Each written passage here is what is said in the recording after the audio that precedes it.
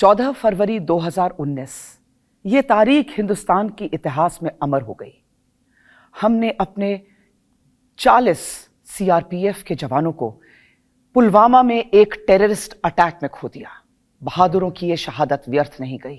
We retaliated and gave befitting reply to Pakistan. हमने Balakot strike को अंजाम दिया।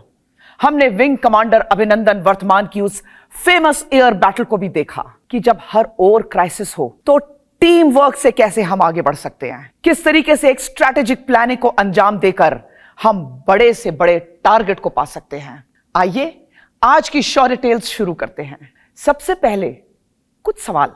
हम ये जानते हैं कि बालाकोट पर अटैक हुआ, लेकिन क्या यह कभी सोचा कि बालाकोट पे ही क्यों अटैक किया गया, ना कि बहावलपुर जो जैश ए मोहम्मद का हेडक्वार्टर था, या कोई दूसरा टेरर कैंप। हमने ये दूसरा टेरर कैंप क्यों नहीं चुना? हमने आर्मी से जुड़ी उड़ी जैसी कोई कार्रवाई क्यों नहीं की? क्यों इंडियन एयरफोर्स को ही यह जिम्मेदारी दी गई? जब एयरफोर्स अटैक की तैयारी कर रही थी तो नेवी और आर्मी ने क्या किया? जब इंडियन एयरफोर्स का यह अटैक जा रहा था तो हमने मिराज 2000 को ही क्यों चुना? क्यों नहीं सुखोई 30 जो एक बहुत एडवांस्ड एयरक्राफ्ट है, हमने उसे क्यों नहीं चुना? क्यों हमने अपना पुराना जहाज मिराज 2000 चुना? हमें पता था कि बालाकोट पर अटैक होने के बाद पाकिस्तान रिटेलिएट जरूर करेगा, तो इसकी तैयारी हमने कैसे करी? क्या हम ये सोच पाए कि पाकिस्तान कहां कहां अटैक कर सकता है? हमने किस तरीके से डिफेंसिव तैयारी करी? 14 फरवरी को पुलवामा अटैक हुआ, 26 फरवरी को बालाकोट हुआ, और इन तकरीबन 2 हफ्तों के बीच का समय प्लानिंग और तैयारी का था। प्लानिंग तभी सक्सेसफुल हो पाती है जब उसमें एलिमेंट ऑफ सरप्राइज हो और कॉन्फिडेंशियलिटी मेंटेन रहे। तो क्या आपने यह सोचा कि हमने ये कॉन्फिडेंशियलिटी कैसे मेंटेन रखी? विंग कमांडर अभिनंदन की कहानी तो हम सबको पता है, लेकिन क्या आपको पता है कि उस पूरी एयर बैटल में वो अकेले नहीं थे? कौन थे वो जो उनके आईज और ईयर्स थे? जो फाइटर कंट्रोलर थे वो कैसे उन्हें गाइड कर रहे थे? कैसे फाइटर कंट्रोलर उनकी आंखें और कान बने हुए थे? कैसे हमें वो first lady officer from defence forces मिली जिसे युद्ध सेवा मेडल मिला? आज के शौर्य टेल में हर सवाल के जवाब मिलने की कोशिश करेंगे। जय Hind. I am captain Yashika Hatwal Tyagi. I am a Kargil war veteran and a military inspired leadership coach. मैं भारतीय सेना की लॉजिस्टिक्स विंग की पहली महिला अफसर हूं जिसे ऑपरेशन विजय यानी बैटल ऑफ कारगिल में हिस्सा लेने का मौका मिला। Today's story is a lesson in leadership during crisis, how to perform under pressure, how to lead your team to victory, how to use your resources in best possible manner. आइए आज की शौर्य tell शुरू करते हैं। 14 फरवरी 2019 का वो दिन भयावह था। विस्फोटकों से लदी टेररिस्ट की वो गाड़ी जिसे जैश ए मोहम्मद का सुसाइड बॉम्बर चला रहा था, सीआरपीएफ के काफिले से टकरा गई। एक भयानक धमाका हुआ, गाड़ियां चकनाचूर हुई, 40 जवान शहीद हुए। हर ओर धुआं, बारूद की स्मेल और मातम पसरा था।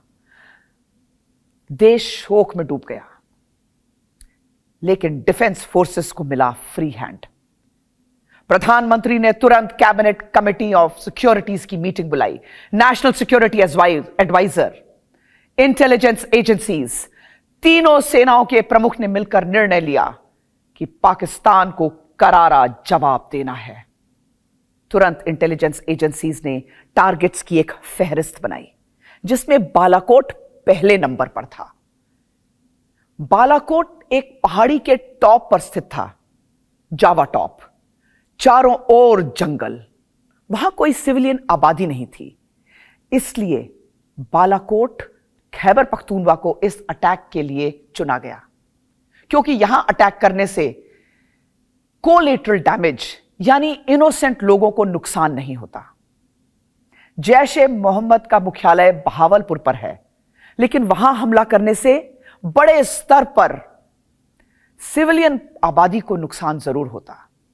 हम पाकिस्तान के अंदर, बहुत अंदर घुसकर मार करना चाहते थे, लेकिन ऐसे क्षेत्र में जो इंटरनेशनल बॉर्डर से विवादित भी ना हो। पाकिस्तान अधिकृत कश्मीर, जिसे हम अपना हिस्सा मानते हैं, इसी वजह से टारगेट नहीं बनाया गया।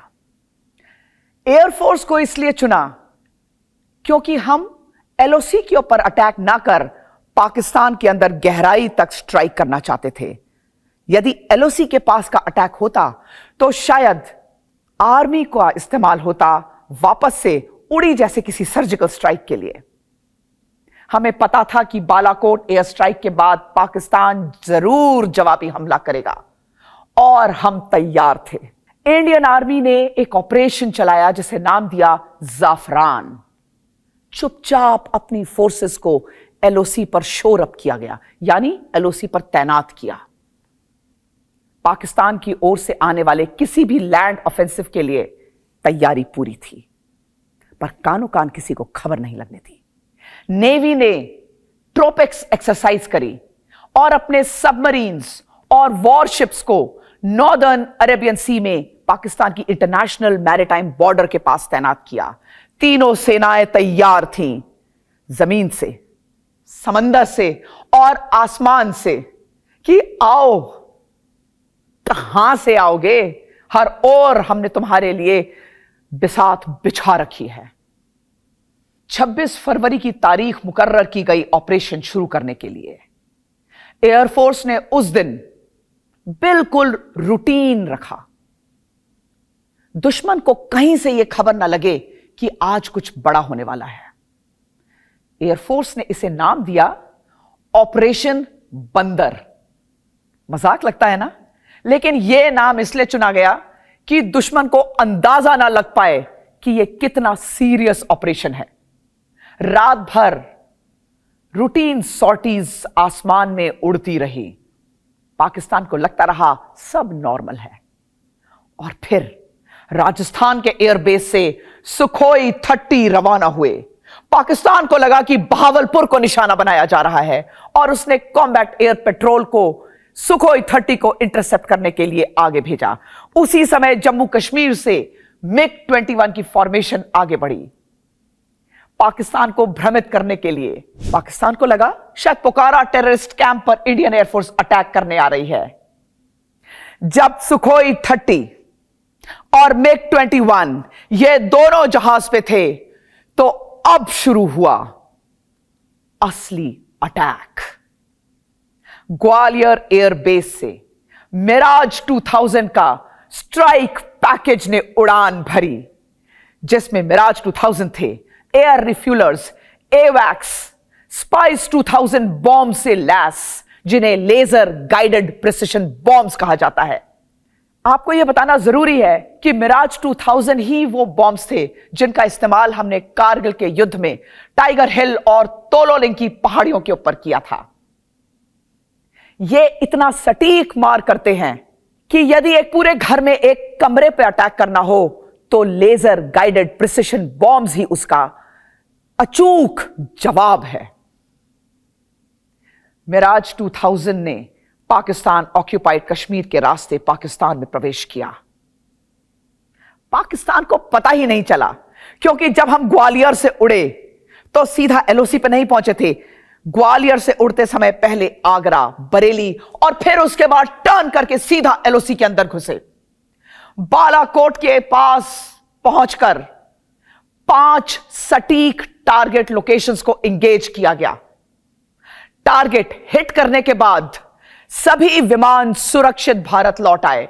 यानी जब तक पाकिस्तान को समझ में आया कि इंडिया का अटैक हो चुका, जब तक उनके जहाज स्क्रैम्बल हुए, जब तक वो एयरबोर्न हुए, तब तक हमारा पूरा मिराज 2000 का पैकेज वापस आ चुका था। इंडियन एयरफोर्स ने इसे स्ट्रेटेजिकली एंड ऑपरेशनली एक सक्सेसफुल ऑपरेशन करार दिया। हमें तो पता था कि पाकिस्तान रिटेलिएट जरूर करेगा, और पाकिस्तान ने 24 घंटे के अंदर ही रिटेलिएट किया। पाकिस्तान की एयर स्पेस से उड़े 28 फाइटर जेट्स, एकाएक हमारे रडार के ऊपर रेड ब्लिप्स नजर आने लगी, यानी दुश्मन के जहाज हमारे रडार के ऊपर लाल डॉट्स के तौर पर दिखाई देने लगे। पूरा रडार लाल हो गया। 28 फाइटर जेट्स। यह था पाकिस्तान का ऑपरेशन स्विफ्ट रिटॉर्ट। पर भारत तैयार था। MiG-21, सुखोई 30, ये सब यूनिट्स हवा में तैनात हो चुकी थी। जब हमारे रडार्स ने बहुत सारे रेड ब्लिप्स देखे तो हमें समझ में आ गया ये अपने सबसे एडवांस जहाज भेजेंगे। उसमें थे 12 F-16 जहाज जो अमेरिका के बने हुए हैं, चाइना के बने हुए 12 JF-17s, AWACS, और इन सब के साथ पाकिस्तान ने हमारी एयर स्पेस में एंटर किया। यहां से कहानी शुरू होती है विंग कमांडर अभिनंदन वर्तमान की। अभिनंदन वर्तमान उड़ान भर रहे थे MiG-21 अपग्रेडेड बाइसन में, जो एक पुराना जहाज है। आसमान में उनका सामना होता है पाकिस्तानी F-16 से। फर्क देखिए, F-16 technologically one of the most advanced fighters, लेकिन भारत का शेर अभिनंदन इंगेज करता है अपनी R-73 मिसाइल से।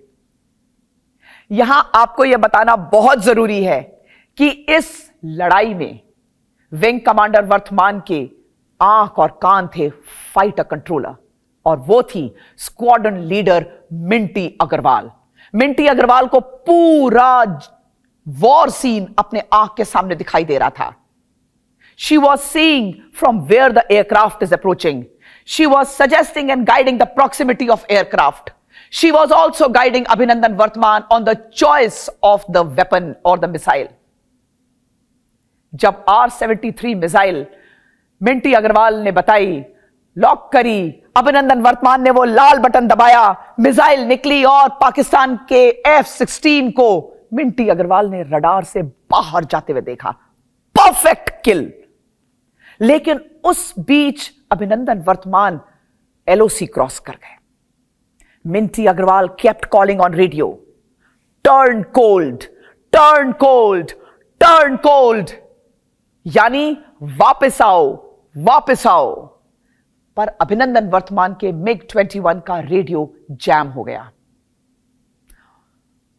उन्हें मिसाइल हिट हुआ और वो अपने MiG-21 से पैराशूट के जरिए इजेक्ट हुए और दुश्मन के इलाके में लैंड किए। वो सिर्फ एक पायलट नहीं थे, भारत के सम्मान की पहचान बन चुके थे। और इस लड़ाई में जो एक नाम अभिनंदन वर्तमान के साथ हमेशा याद रखा जाएगा, वो है स्क्वाड्रन लीडर मिंटी अग्रवाल, जो वॉर रूम से अभिनंदन वर्तमान को पूरा गाइड कर रही थी। इसके आगे जो हुआ वो पूरा देश जानता है। महज 60 घंटों के अंदर विंग कमांडर अभिनंदन वर्तमान शान से एक शेर की तरह देश में वापस आए। दुश्मन इस पूरे लड़ाई में नुकसान ही झेलता रहा। बालाकोट, F-16 और उसके बाद इंटरनेशनली एक डिप्लोमेटिक हार का सामना किया। आजादी के बाद पहली बार एक महिला ऑफिसर को युद्ध के लिए एक गैलेंट्री अवार्ड मिला। विंग कमांडर अभिनंदन वर्तमान को वीर चक्र से सम्मानित किया गया।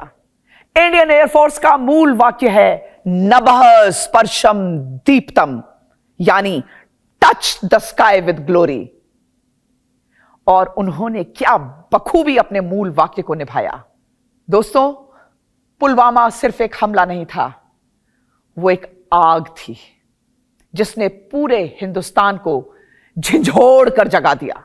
हम शांति चाहते हैं, लेकिन अगर कोई हमारी तरफ आंख उठाएगा तो भारत चुप नहीं बैठेगा। भारत जवाब देगा, और ऐसा जवाब जिसे दुश्मन अपनी पीढ़ियों तक याद रखेगा। इस जंग में भारतीय एयरफोर्स ने, भारतीय सेना ने और भारतीय नेवी ने एक टीम वर्क के तौर पर काम किया। और ये लेसन्स हम सबको सीखने चाहिए किस तरीके से यदि हम इकट्ठे आए तो इतने मजबूत बन सकते हैं कि हम बड़े से बड़े दुश्मन को छठी का दूध याद दिला दें। शौर्य टेल्स में ऐसी ही और कहानियों के साथ हम फिर मिलेंगे। जय हिंद की सेना।